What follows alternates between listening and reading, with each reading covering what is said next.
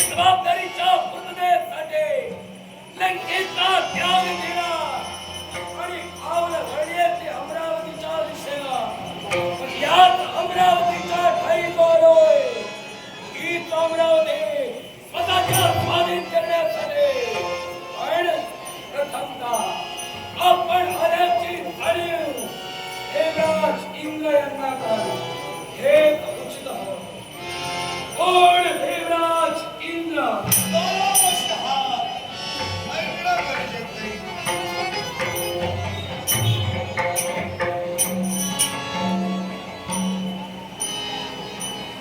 मेघनाथ प्रामाणिकपणाला हाक दिलीस. तू माझ्या जवळ पहिल्यांदाच नव्हे त्याच्यापूर्वी कित्येक वेळा आलायस. 16 वेळा इथे येऊन गेलायस. तरी सुद्धा मी माझ्या मनात कोणताही मत्सर नाही आणि म्हणून माझ्यावर संस्कार घडले. अर्थात त्या संस्काराचा बीजारोपण स्वजीवनात मी केलेलं आहे. म्हणून मान सन्मान राखतोय. स्वागतम सुस्वागतम. धन्यता वाटली. या विश्वाच्या ठाई आपण माझं स्वागत केला.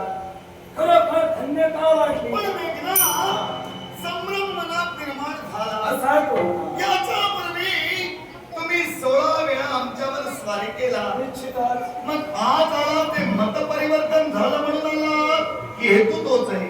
हेतू तोच आहे. मनात परिवर्तन होणार नाही तोपर्यंत अमरावतीचा खडगांच्या राजमैदान आम्हा स्वाधीन होत नाही. तोपर्यंत मनात बदल होणार नाही. याच्या पूर्वी 16 वेळा युद्ध झालं. होय, त्या युद्धात विजय तुम्हाला प्राप्त झाला. निश्चितच पण राजगादीवर कोण आहे? आपण याच्या मुळाचे कारण ब्रह्मदेव होय. या विश्वाच्या ठाई ज्यावेळी आम्ही आपल्याला जिंकलं तरी सुद्धा आम्ही तहात हरले गेलो. आणि याच योग्य करून ब्रह्मदेवांनी तुमचा इंद्रपद अबाधी अबाध ठेवले आहे. पण ते अबाधी अबाध असलेलं पद तुम्हाला माहीत असून सुद्धा पुन्हा काय येतं? एकच इच्छा कोणती? तरी आम्ही तहात वारंवार हरलो. हरण्यानं खचून जाणारा मेघनाथ नव्हे, जिथं हरतो तिथं माझी सुरुवात होते. म्हणजे तुमची बुद्धिमत्ता अशी आहे, तुम्ही पडलात तरी उभेच आहात. निश्चित ठीक आहे. मग आता ज्या उद्देशानं तुम्ही इथं आलात, सामोपचारानं तरी मी तुम्हाला हे राज्य देणार नाही. मग सामोपचाराच्या बोधानं जर का देत नसाल तरी सुद्धा हे अमरावतीचा राजवैभव आम्हा स्वाधीन करा असा सामोपचाराचा संदेश हा मेघनाथ युद्ध केलात म्हणजे केवळ विजय संपादन केला त्याचा अर्थ असा नव्हे. तुम्ही सांगाल ते मी ऐकावं म्हणजे मी सांग करणार नाही. आहे पण कुणाचा? 3 देवांचा. आता तुम्ही इथं मागायला आलात. तुमचा स्वर चांगला आहे पण मागण्याची पद्धत जरा चांगली नाही. मग मागण्याची पद्धत योग्य कोणती? एकच. हा आम्ही काय केलं याची कल्पना तुम्हाला असेलच. निश्चितच. मग त्याप्रमाणे तुम्ही भक्ती मार्गाची कास धरा. नक्कीच कार्यभाग पूर्ण होईल. भक्ती मार्गाची कात्र धरली तर इंद्रपद तुम्हाला स्वाधीन होतं का? नक्कीच. मग अन्य मार्ग कोणते नव्हे का? याच्यासाठी लक्षात ठेवा. काय? आता तुम्ही असं बोलतात ना, यात तुम्हाला मी दोष देणार नाही. तुम्ही म्हणतात अन्य मार्ग नाही. अहो या विश्वात जो जो इंद्र पदावर बसला त्यानं यज्ञच केले. याला कारण काय? सत्ययुगाच्या ठिकाणी यज्ञ होम हवनादी मार्ग म्हणजे सर्वश्रेष्ठ मार्ग. त्रेतायुगाच्या ठिकाणी नामस्मरण हा सर्वश्रेष्ठ मार्ग. मग असं असताना तुम्ही असं का विचारता? तुम्ही वास्तविक हे बोलू नये. तुम्ही वास्तविक हे बोलू नये कारण तुम्ही इतरत्र कुणाचंही पुत्र नाही आहात. तुम्ही वेद वक्या अलंकार दिशाचे पुत्र आहात. वास्तविक हे शब्द तुम्हाला शोभा देत नाही. मी शब्द भावना काहीच बोललो नाही. या विश्वाच्या ठाई आपल्या म्हणण्याप्रमाणे जर फक्त तपास साधनाचं फळ घेऊन इंद्र पदावरच सगळे बसले तर हे आपलं विधान खोटं होईल. कसं काय? एकाच ठाई या विश्वाच्या ठाई या इंद्र पदावर सर्वसामान्य व्यक्ती बसली होती की नाही? नहुष राजा अन्य कोणी बसला होता की नाही?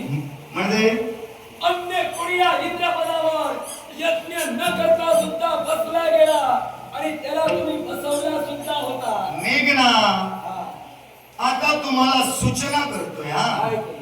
मी संयमानं बोलतोय याचा अर्थ असा नव्हे तुम्ही ज्या पद्धतीनं चलाल त्या पद्धतीनं चालण्याची ताकद माझ्यात आहे. अर्थात संयमानं बोललो कारण तुम्ही पाहुणे आला. अर्थात याचा पाहुणीचा तुम्हाला घेता येत नसेल तर त्याच्यावर उपचार सुद्धा माझ्याजवळ आहेत हा. उपचार सुरू कर. हा. तुझा पाहुणचार कसा सुटावा माझ्या मनाचा प्रश्न आहे. तुला काही कळलं नाहीये.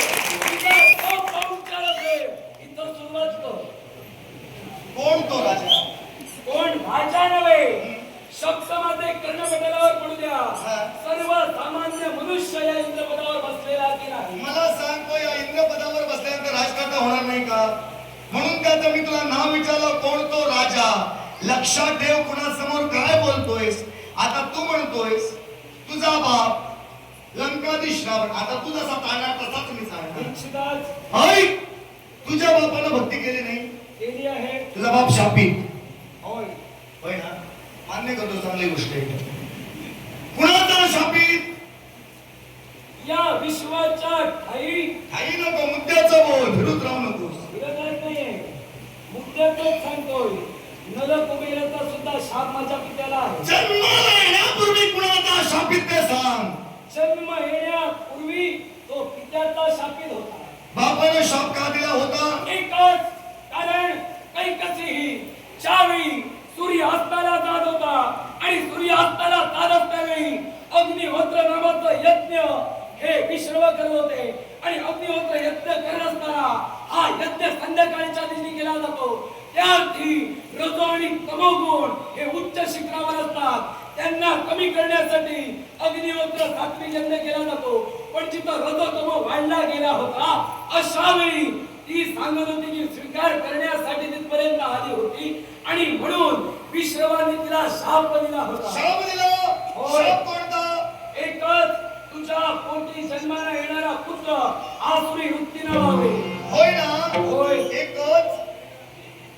एकच पुत्र असुरी वृत्तीनं वावरेल असा शाप होता का? नाही. मग तीन पुत्र आसुरी वृत्तीने वावरली आणि ज्यावेळी तिनं क्षमा मागितली त्याच वेळी त्यांनी सांगितलं तुझा जो चौथा पुत्र असेल ना तो भक्ती मार्गाच्या आचरणावर चालणार. त्याप्रमाणे विधान सत्य ठरलं. मग मला सांग मी काही चुकीचं बोललो का भावगं बोललो ना? मान्य केलंय मी हे. मग प्रश्नाचं उत्तर दिलंय ना? मला सांग तुझ्या बापाचा तो केवळ रावण आपला बाप म्हणजे विश्ववयंत शापित होता. मग अष्टवक्रांनी शाप का दिला? या विश्वाच्या ठाई ते कारण होतं ते तू सुद्धा जाणतो. मी नको तू बोल. मी का म्हणून वाच्यता करावी? सुरुवात तू केलेली आहेस. माझ्या प्रश्नाचं उत्तर मला इथं हवंय. अष्टावक्रांनी शाप का दिला? जो शाप दिला होता तो माझा पिता भोगणारच आहे. प्रत्येक शापाची वाच्यता मी तो करणार. माझ्या प्रश्नाचं उत्तर मला हवंय. सुद्धा प्रश्नाचं उत्तर दे. अगोदर हे जरा थांब हे. ऐक, माझा प्रश्न प्रथम होता सर्वसामान्य माणूस त्या इंद्रपदावर कोण बसला होता? अरे बाबा रे मी तुला त्याच्यावर काय म्हणालो? काय? मला ज्ञात नाही. तू बोल कोण आहे? मी नहुष राजाचं नाव माझ्या बुद्धिमत्तेप्रमाणे कथन केलं. त्यावर तू बगल मारत गेलास. आता मी तुला प्रश्न विचारला. माझ्या प्रश्नाचं सर्वप्रथम उत्तर हवंय. अष्टावक्रांनी शाप का दिला होता? मला तो ज्ञात नाही. तू सांग.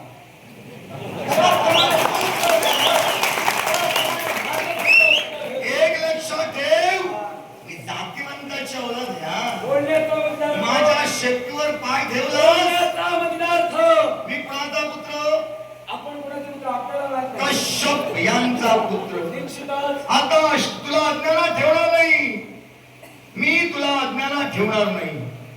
तुझ्या बापाला बरेच जणांचे शाप आहेत. होय. लक्षात ठेव तू निरुत्तर झालायस तरी सुद्धा जो जो इथं उभा राहतो या तुझा दोष म्हणता येणार नाही. कारण बापानं सर्व तुला सांगितलं असेल यातील भाग नाही. कारण बापाने काय काय दिवे लावले?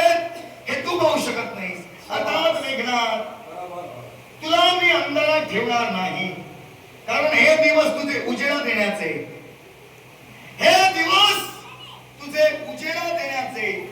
पण लक्षात ठेव, कुणासमोर आपण काय बोलतो त्याचा अनुभव कितपत आहे आणि तो कुठच्या जागेवर आहे याचा विचार करावा.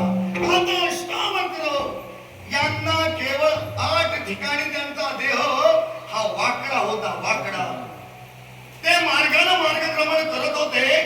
लंकाधी श्रावण म्हणजे तुझा बाप, लंकाधी श्रावण म्हणजे तुझा बाप त्यांच्या मार्गात आला आणि त्यांना तो काय म्हणाला उन्मादानं, तुम्ही असेच उभे राहा, तुम्ही ज्याच्या ठिकाणी 8 ठिकाणी वाकडे आहात, तुम्हाला एका वेळीच 8 ठिकाणावरून सरळ करतो.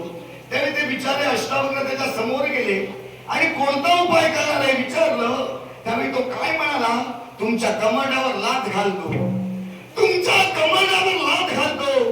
त्यावेळी अष्टावक्रांनी शाप दिला, तू ज्यावेळी मरशील, एका मरकटाप्रमाणे कृत्य माझ्या समोर केलंस, म्हणून ज्यावेळी तू मरशील त्यावेळी तुझ्या या चितेवर, तुझ्या प्रेतावर हे माकड लंका प्रहार करतील. हा शाप थांबा.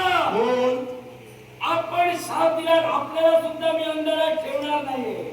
कारण या विश्वाच्या ठाई माझी जी चूक तुम्ही उघडपणेच दाखवला. मान्य करतो, माझी चूक मी सांगण्यास मान्यच केली. ऐका, तुम्ही बोलताना मी शांत होतो ना? मग माझं सुद्धा बोलणार का? नाही ऐकत. मी सुद्धा जातिवंताच्या उलात असे शब्द वारंवार उकरण्यापेक्षा प्रत्येक हा जाती अंकाची दौलत असतो. मी सुद्धा एका ब्राह्मणाचा पुत्र हो, आपण जाणता. आणि माझी चूक आपण उघडपणे सांगितला की मी या विश्वाच्या ठाई अष्टवक्रांनी दिलेला शाप सांगण्यास कमी पडलो. मान्य करतो, पण तुम्ही सुद्धा मान्य केला की मी हे उत्तर सांगण्यास कमी पडतो. कोणतं तर सर्वसामान्य मनुष्य या इंद्रपदावर बसला होता, आपल्याला मान्य आहे ना? आणि ते मान्य आपण केलं आहात. मग ज्याप्रमाणे माझा ज्ञान अंधकार ज्ञानाचा तुम्ही दूर केला, अगदी त्याचप्रमाणे आपल्याला सुद्धा अंधारात मी ठेवणारा नाही. आणि कोणत्या प्रकारे असेल तर एक सर्वसामान्य जुगारी व्यक्ती या इंद्रपदावर बसली होती आणि त्या जुगारी व्यक्तीनं एक दिवस हे इंद्रपद सांभाळलं होतं. त्याच्याजवळ कोणत्याही तपाचं फलित नव्हतं, कोणत्याही तपाची शक्ती नव्हती. केवळ आपण त्याला इंद्रपद दिला होता. का दिला होता हे आपण जाणता. पण मी तुम्हाला प्रश्न उपस्थित का केला होता की तपोबळाशिवाय कोणी या पदावर बसत नाही की काय? तुम्ही बोललात नाही. पण एक मनुष्य, एक जुगारी बसला, तो कोण बसला, कसा बसला हे आपण जाणता. निश्चितच ना? मेघना छान छान वक्तव्य करण्यासाठी तत्पर ठरला. मी छानच वक्तव्य करतो, वावग करणारच नाही. अर्थात मी तुला एकच सांगेन, इथं मला वाद करायचे नाही. आता वाद झाले तर त्याचं वितरण केवळ कोणत्या रूपात होतं हे मी तुला सांगण्याची नव्यानं गरज नाही. आता ज्यावेळी तुला एक पर्यंत हेच सुंदर का माझं पूर्ण नसेल. एक सर्वसामान्य जुगारी तर या इंद्रपद पुषू शकतो.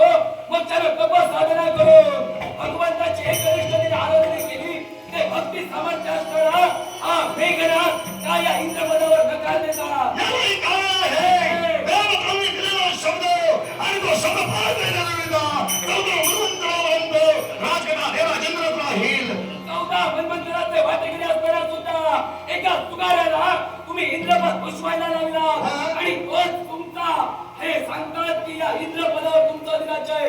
मग तुमचं अधिराज्य असताना त्याला जर इंद्रपदावर तुम्ही बसू दिला, एक सर्वसामान्य जुगारी ज्या जुगाऱ्यानं एक संपूर्ण तुमचं वैभव जुगाऱ्याला लावलं होतं आणि त्याच जुगाऱ्याला जर इंद्रपद देऊ शकता तर हा भक्ती करणारा मेघनाथाला सुद्धा त्या म्हणतो सगळं शक्य नाही. त्याला दिलं होतं मान्य करतो, पण साम्राज्य तुझा प्रकार फार वेगळा वेगळा आहे.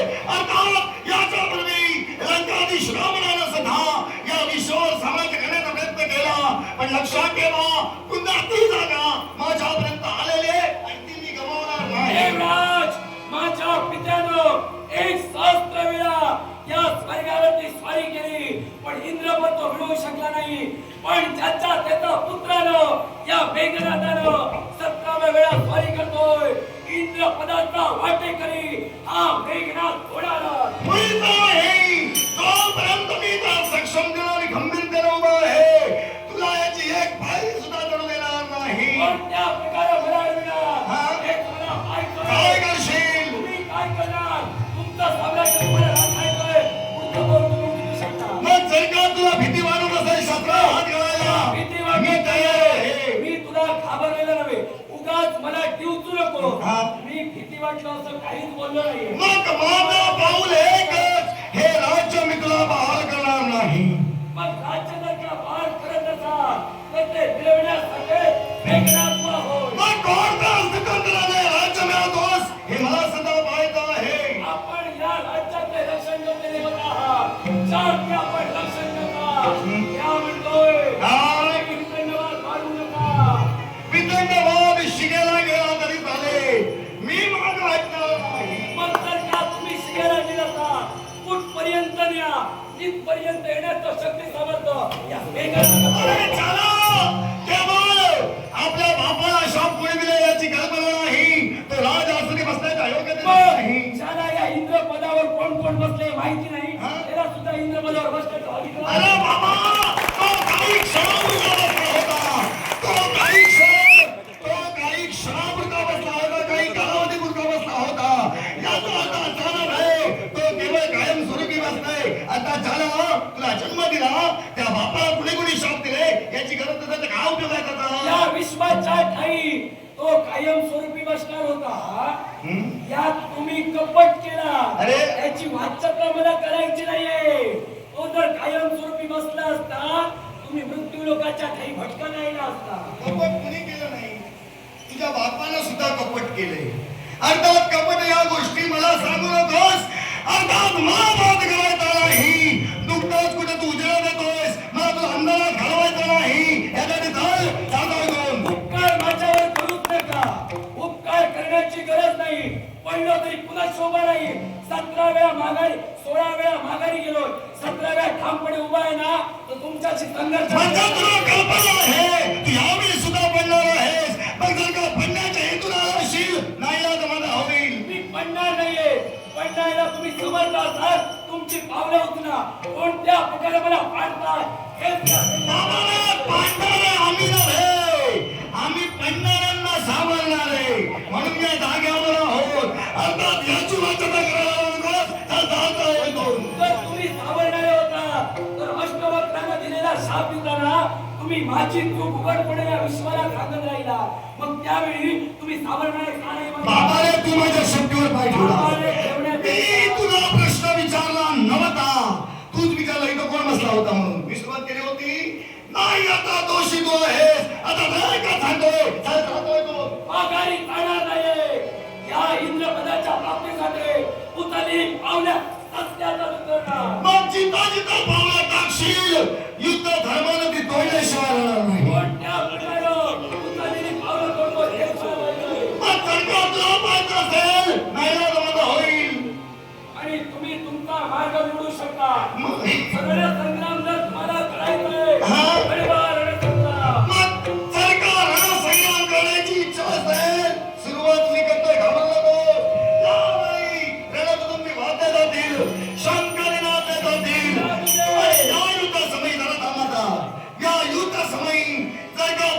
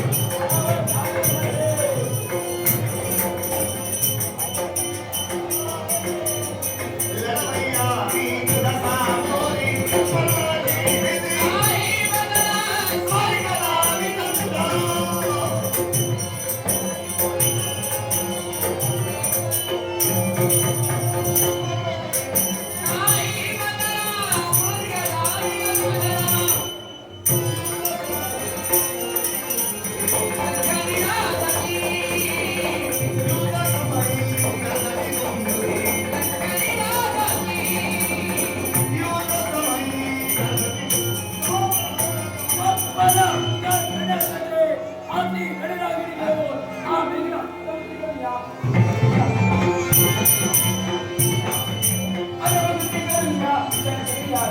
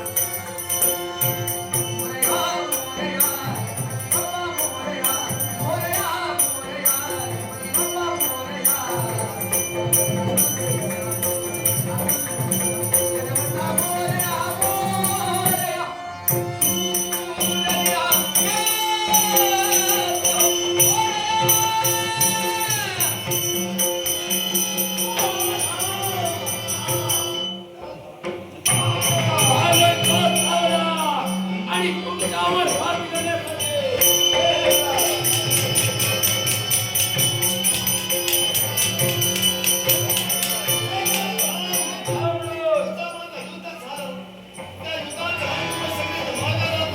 कशासाठी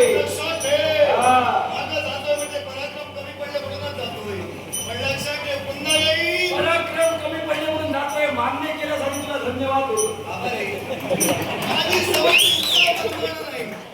माझी सवय तुमच्या प्रमाणे म्हणजे आमच्या सवयी तुम्हाला ज्ञान आहे तूच म्हणालास मी पडलो तरी उभे निश्चितच असं मी नाही तुम्ही पडलं तर का मागाई झाला एकूणच येणार नाही की का बाबा रे जागाच माझी आहे ही जागाच माझी आहे जागवण्याचं काम आहे माझं आहे आणि ते गाजविणार हे बाबा रे गाजवता दुसरं काही होऊ नकोस म्हणजे झालं त्याची चिंता करू नको लक्षात ठेव म्हणजे गाजवणार लक्षात ठेव अरे नाव लौकिक हळूहळू प्राप्त करावं लवकर वाढतं ते लवकर मोडतं याचा विचार कर आणि सावधान देवराज इंद्र जर का पुन्हा कुठं भेटलास काय करेल काय हवं ते करून घे माझं मारे वाद इंद्रा थोडा वेळा पाणी करो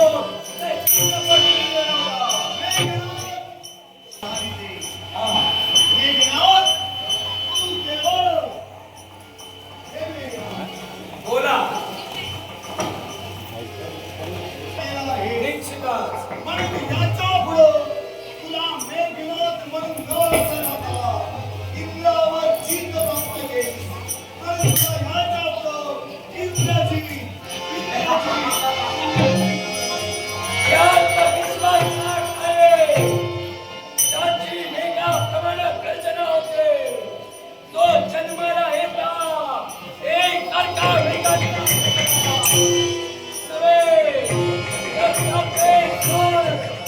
Hey!